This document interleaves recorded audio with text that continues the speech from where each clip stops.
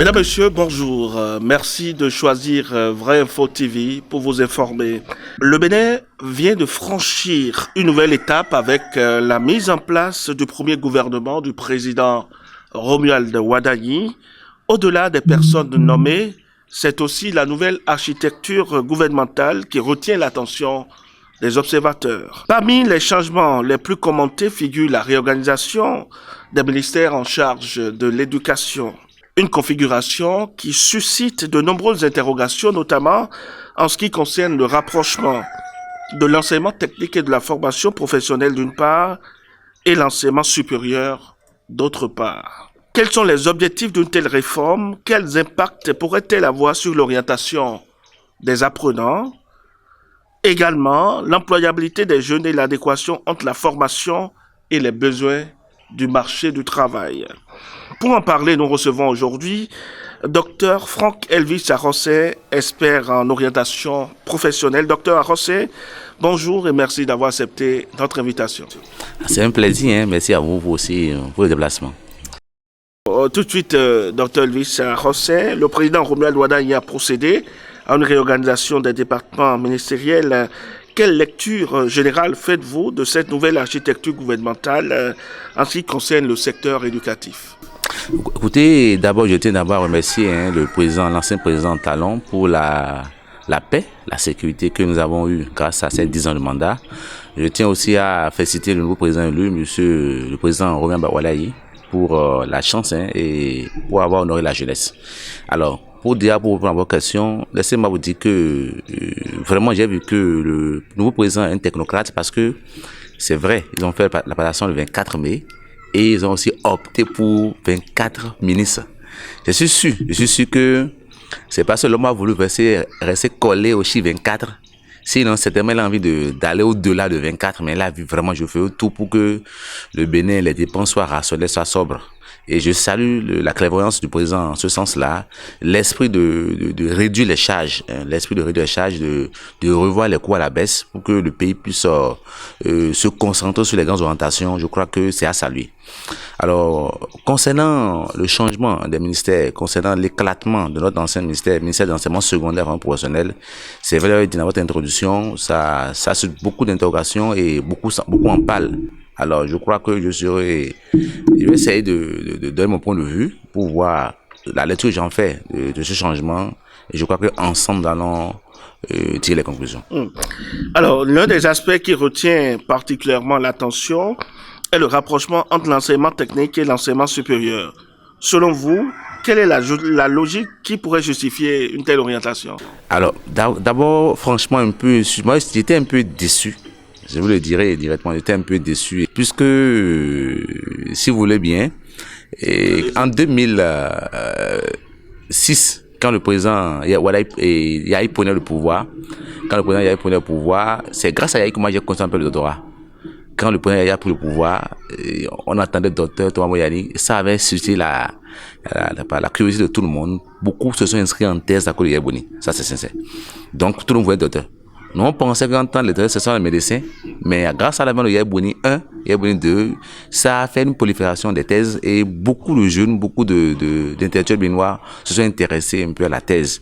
Il en a commencé, mais laisse-moi vous dire que lorsque le président Talon a pris le pouvoir en 2016, nous avons compris que oui, il faut être docteur, mais après il faut chercher maintenant à l'appliquer à un domaine donné. Le Bénin compte aujourd'hui environ 3500 docteurs et vous savez qu'il n'y a pas de recrutement. Mais néanmoins, j'ai compris, parce que Yahi nous a donné le goût, la motivation d'aller faire la thèse. Mais avec Talon, on a compris que oui, pour les diplômes, mais il faut avoir une compétence. Nous avons choisi d'appliquer notre doctorat dans un domaine bien défini, dans un champ précis. Et à travers le président Talon, on a compris que il faut créer, il faut avoir de l'audace. Et parce que lui-même est un industriel, un entrepreneur chez René. J'ai lu hier dans un magazine plus de 400 millions de dollars de richesse et puis 15 usines et un villa potentiel. Ça donne le réseau hier. Je dis, mais il nous a inspiré à entreprendre. Et du coup, en voulant aider davantage la jeunesse à comprendre le but, l'importance de la compétence, de l'auto-emploi il a préféré opter pour le FTP. Le FTP, c'est l'enseignement de la formation technique professionnelle. Et le président Talon l'a dit, surtout en 2021, quand il voulait être élu, il en a tellement parlé aux étudiants de l'ENEAM, où il a expliqué clairement que le Bénin voulait installer la fibre optique. J'ai encore la vidéo avec moi. Et le Bénin a checké, n'a pas trouvé la main d'œuvre. Il a fallu inviter des jeunes Sénégalais qui étaient venus tracer, ils étaient venus aider le Bénin à déployer les fibres optiques dans tout le Bénin. Il avait dit que c'était désolant. Et voilà pourquoi ils ont carqué leur mandature sur le talon de était beaucoup plus orienté sur l'enseignement technique. Donc, on s'attendait à ce que, et franchement, pour ma part, moi, je m'attendais à ce que pour le gouvernement de notre président Wadaï, qu'on ait un ministère chargé de l'EFTP. Je vous dis pourquoi je parle de l'EFTP. Parce que l'EFTP aujourd'hui, vous savez, l'UNESCO a adopté l'EFTP. L'EFTP, c'est l'enseignement de la formation technique professionnelle. Les deux sont ensemble désormais.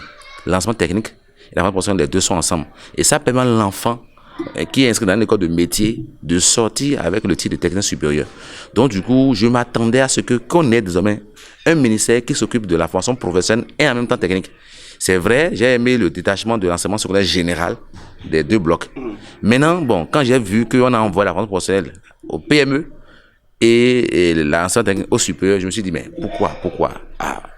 On attend de voir les AOF pour voir concrètement ce que ça entend. Mais, de mon point de vue, en tant qu'acteur de l'enseignement technique, en tant qu'un jeune chercheur dans le domaine, je me suis posé mille et une questions. Parce qu'il faut être cadre pour en parler, il faut être cadre pour faire des propositions à son pays. Donc, je me suis dit certainement que le Bénin veut s'orienter un peu vers les normes françaises parce que, vous savez, aujourd'hui, le Canada, qui est une référence en matière d'enseignement technique et professionnel, le Canada, lui, a opté pour la formation professionnelle beaucoup plus approfondie. Aujourd'hui, au Canada, maintenant, quand vous avez les diplômes professionnels, quand vous avez les diplômes de CQP, qu'on appelle au Bénin, la chambre des métiers GA au Bénin, vous avez plus la chance d'être inséré. Maintenant, aujourd'hui, les normes françaises, c'est de scinder l'enseignement technique en deux voies. La voie professionnelle et la voie technologique. Le Bénin a opté pour ces deux voies-là. Je me dis, si le Bénin a opté pour envoyer l'enseignement technique au supérieur, ça, j'en suis sûr, c'est à cause des écoles de métiers. Parce que, vous savez que désormais au Bénin, quand vous avez le BPC, vous avez deux voies. Il y a la voie technologique, qui est pour ceux qui veulent faire les baccalauréats technologiques F1, F2, F3, F4, bac E, bac eau et assainissement. Ceux-là, ils vont faire 3 ans après le BPC et avoir le baccalauréat technologique. Et après eux, ils peuvent continuer le supérieur, faire la licence master doctorat. Mais par contre, l'enfant qui a le CAP ou le BPC, qui opte la voie professionnelle, le doit faire d'abord. S'il a le BPC, nous, à la carte de 3e, il fera 2 ans d'abord pour avoir le CAP. Et après 3 ans pour avoir le TM. Et après 2 ans pour avoir un bac plus 2. Donc je me suis dit seulement que c'est à cause de cette voie professionnelle-là, parce que désolé, l'enfant commence, mais il finit par un bac plus 2. C'est un nouveau diplôme que le Bénin a créé, TTSM.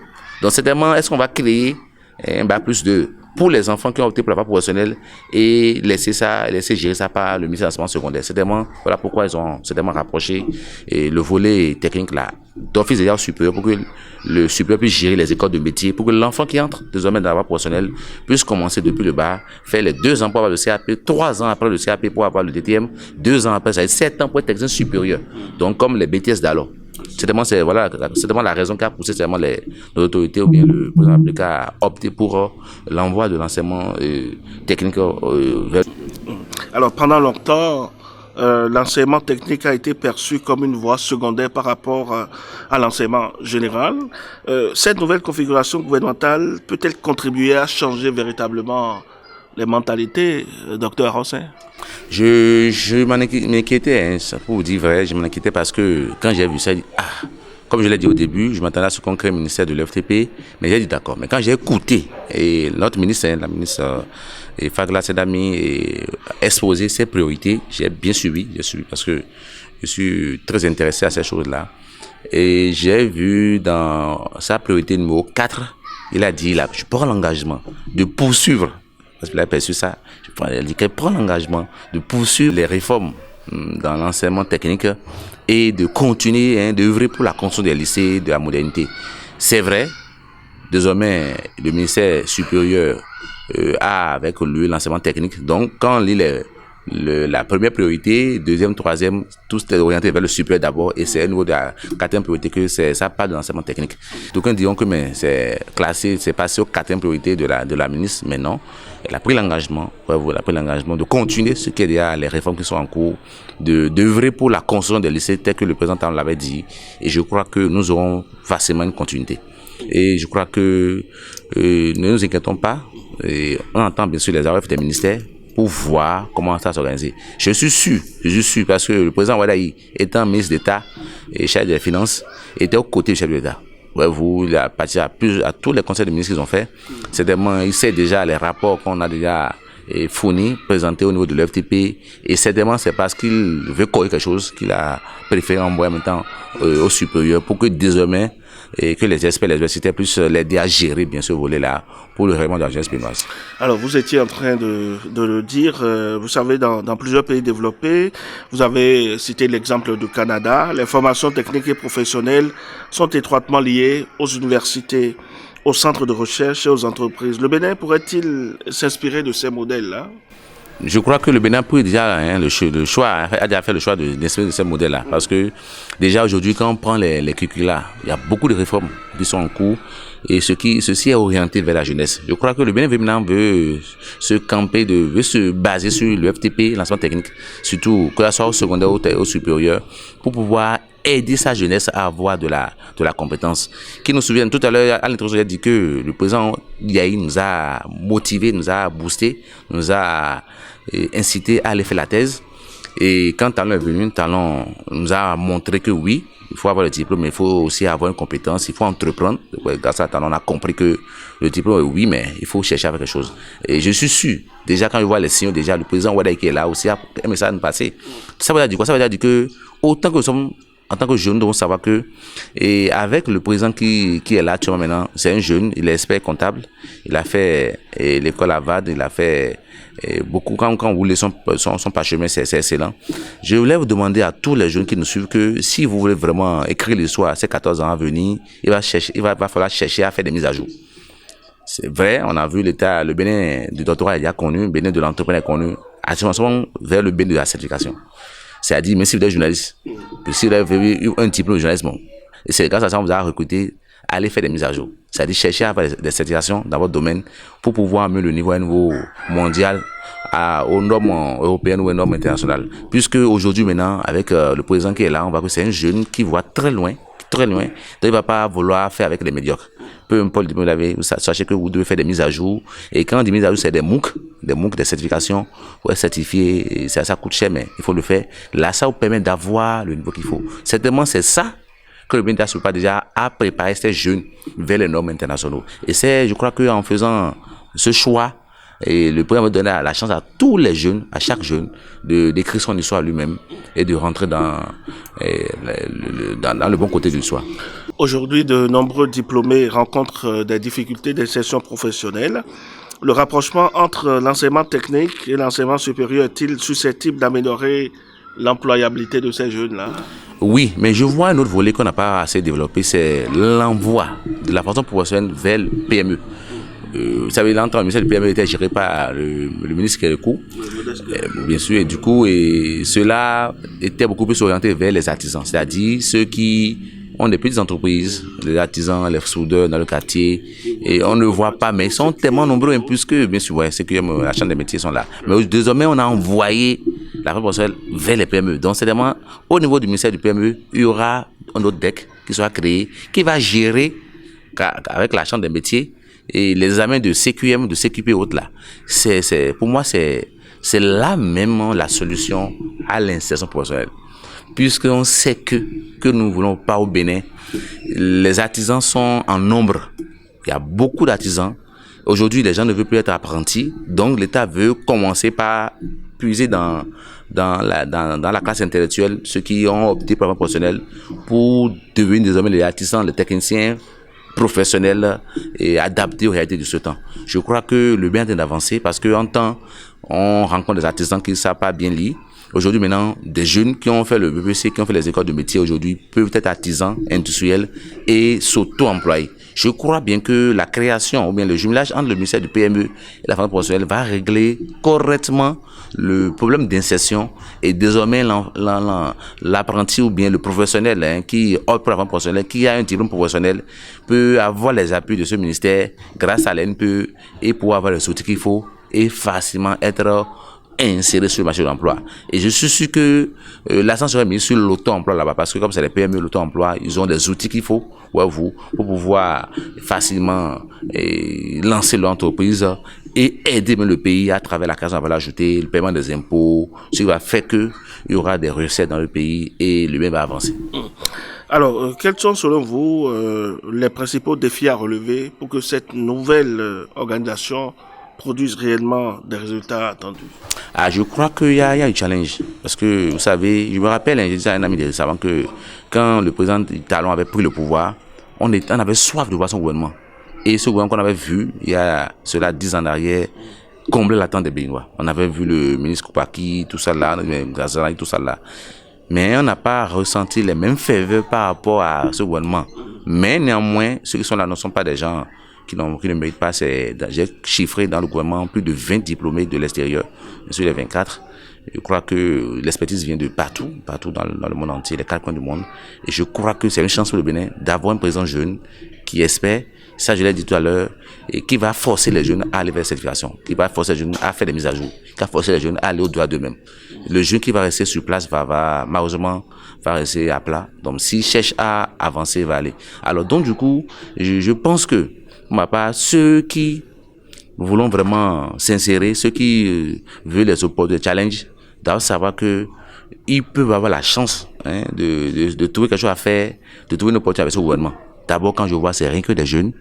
Et ils ont une pression parce qu'ils émanent, ils sont avec nous, c'est les Béninois, ils émanent de la jeunesse, ils ont une pression, qu'ils sachent qu'on attend beaucoup de choses d'eux, et je suis sûr qu'ils sont à la hauteur des défis qui sont de leur temps. D'abord, par exemple, je voulais bien, si c'était ma voix, je voulais bien qu'au niveau du ministère de l'enseignement supérieur, désormais qui prend la nouvelle technique, qu'il y ait 2 directions, voyez-vous. Une direction comme la DGS qui existe déjà, qui s'occupe correctement de volet supérieur universitaire, et qui ait une autre direction pour gérer vraiment l'enseignement technique. Je me dis aussi, il y a la tête qui est là, l'agence de l'enseignement technique qui est là. C'est vraiment, il sera peut-être bras opérationnel de l'enseignement technique là-bas. Donc je crois que si on essaie d'équilibrer les directions techniques, je crois qu'on a plus de force de chance de réussir notre quinquennat et la chance soit pour le pays. Alors, quel regard portez-vous sur des perspectives comme cette nouvelle vision de l'éducation pour la jeunesse béninoise? Alors, pour ma part, j'ai foi à ce système-là. Ceux qui sont là ne sont pas des intrus de la maison. Au niveau de l'enseignement maternel, c'est le DEC, l'actuel DEC secondaire qui est nommé à ce poste. Au niveau même de l'enseignement secondaire, même c'est un doyen de la même université, c'est un maître assistant qui est là. Je crois que le Bénin s'est orienté et calqué. Il reste maintenant à partager avec nous la vision pour que nous puissions aussi adhérer. Et je crois que l'école béninoise a de belles jours, de beaux jours devant lui. Et l'avenir promet. Donc je crois que tous ces messages qu'ils ont la pression, que nous sommes là, nous voulons les accompagner. Nous voulons aussi vraiment avoir cette chance-là de croire qu'en faisant confiance aux jeunes, qu'on peut réussir l'avenir. Alors, nous ne pourrons pas finir cette émission sans évoquer le bilan de l'année scolaire actuellement en cours. Alors, en tant qu'expert, quel est votre regard sur ce qui est fait jusque-là? Ok, d'accord. Vous savez, l'année 2025-26 est une année qui a connu beaucoup de réformes, bien que la presse, vous savez, la presse béninoise aujourd'hui ne s'intéresse pas trop aux innovations. Bon, ils sont partout là où les gens sont prêts à financer la communication. Bon, ça c'est juste un coup de gueule que j'ai envers. Faisons quand même notre mieux, M. Arrosé. Sinon, il y a beaucoup de réformes en cours et nous, acteurs, on se demande même la rentrée prochaine, comment seraient les choses. Vous savez, cette année, par exemple, il y a eu création de 12 nouveaux curricula d'information et il y a eu changement ou bien suppression de plusieurs autres filières. Alors, beaucoup d'acteurs se demandent comment serait la rentrée 2026-27. Quelles sont les filières dans lesquelles les écoles publics comme privés seront autorisés à recruter en ce qui concerne l'enseignement technique. C'est une question que beaucoup d'acteurs se posent. L'autre chose est que actuellement, nous avons des enfants qui sont en train d'aller au CAP, Est-ce à la rentrée prochaine, il n'y aura pas le CAP, on n'en sait rien, parce que il y a de nouveaux curricula de formation qui sont déjà déployés, qui sont déjà en vigueur en République du Bénin. Et comment seront les choses? Nous sommes là en train de... C'est pour ça qu'on attend beaucoup de choses de ce nouveau gouvernement. L'autre chose est que ceux actuellement qui vont à l'examen, les enfants ont commencé l'examen depuis le 2 mai, ouais, vous, actuellement, là, nous parlons même, les enfants font la pratique du baccalauréat technologie, notamment la F4 et la F3, ils sont en pratique. Et le 15 juin prochain, ils vont composer. Voilà que le Bénin est en train d'opter pour les réformes. Le Bénin est en train de réformer ses curricula de formation, ses spécialités. Le Bénin est en train de changer même de normes. Faisons progressivement vers les normes françaises. Et je crois que c'est des atouts. Donc, on se pose des questions. Et ceux-là qui vont à l'examen, les filières qui sont supprimées, les filières qui sont actuellement en vigueur, vraiment, ces enfants qui vont à l'examen, quand ils vont échouer, comment serait-il, comment on va gérer le sort?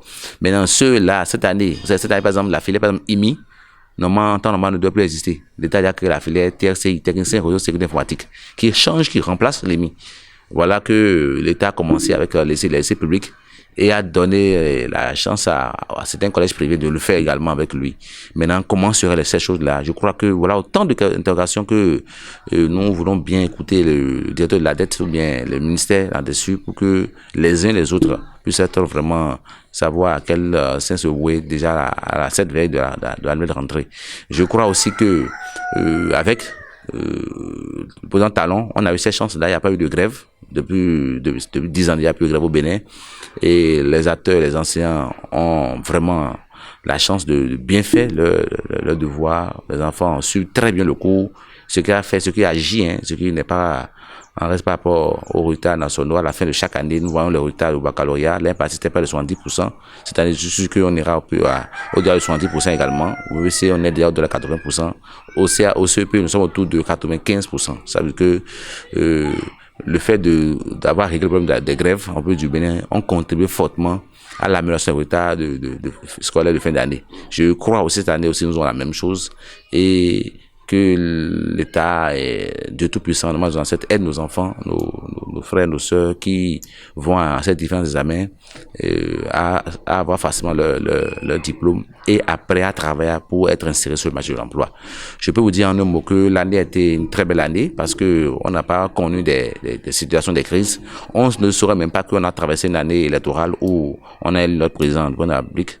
D'ailleurs, sous d'autres cieux, actuellement les gens sont toujours en tension, d'autres constatent des résultats et ça crée des problèmes par rapport à l'année scolaire. Je vous remercie tout puissant sur le président Talon et qui a œuvré pour la paix et je crois aussi à son actif. L'histoire retiendra que en son temps, nous avons eu la chance de vivre en paix et je crois que ceci agira pour que chaque enfant puisse avoir la chance d'avoir son diplôme cette année. Docteur Franck Elvis Sarrossé, merci d'avoir partagé avec nous votre analyse sur les enjeux de cette nouvelle organisation du secteur éducatif. Mesdames, Messieurs, chers amis internautes, vous l'aurez compris, la réorganisation des ministères de l'Éducation ne se limite pas à un simple changement administratif. Elle pourrait constituer une opportunité majeure pour renforcer les passerelles entre la formation, l'innovation et l'emploi, avec pour ambition de mieux préparer les jeunes aux réalités économiques du Bénin. Reste désormais à observer la mise en œuvre de cette vision et les résultats qu'elle produira au bénéfice des apprenants, des enseignants et du développement national. Merci de votre fidélité. À très bientôt pour une nouvelle émission d'analyse et de décryptage de l'actualité nationale. Au revoir.